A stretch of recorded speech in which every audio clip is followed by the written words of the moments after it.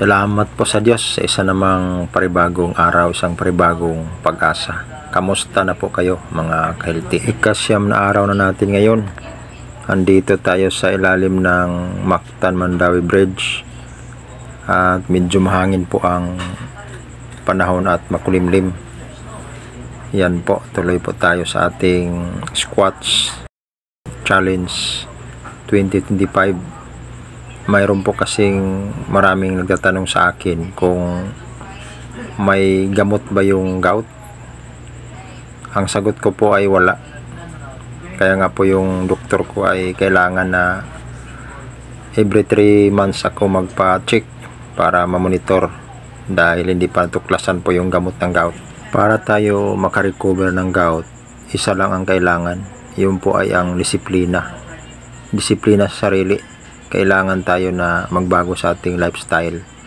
Kung ano yung mga pagkain noon na dahilan kung bakit nagkasakit ka ng gout, huwag mo na tikman yun dahil yun po ang kanyang dahilan kung bakit ka nagkakasakit.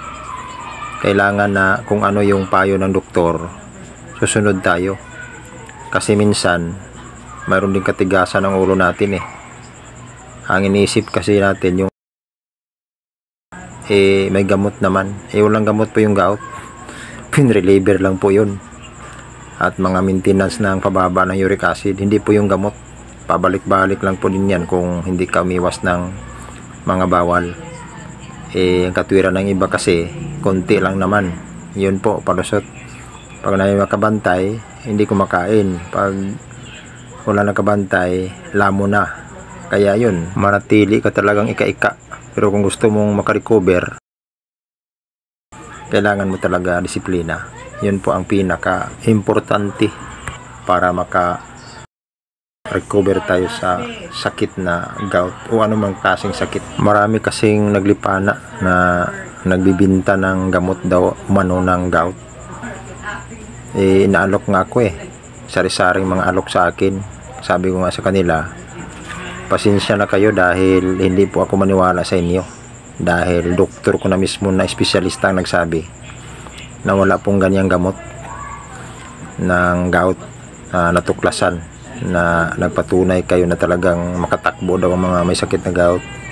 Hindi po pwede yun dahil time to time po ako nag-monitor sa buong mundo kung mayroon bang update na gamot ng gout. Ingat lang tayo mga ka-healthy. Sayang po yung pera. Dahil hindi po yan totoo na may gamot po yung gout. Wala pong gamot ang gout. Nasa atin lang po yan. Depende lang po yan sa ating lifestyle. Kung tayo ay wais, marunong tayo umiwas ng mga bawal, yun po, makarecover tayo pero wala pong gamot ang gout. Maraming salamat po sa inyong panonood.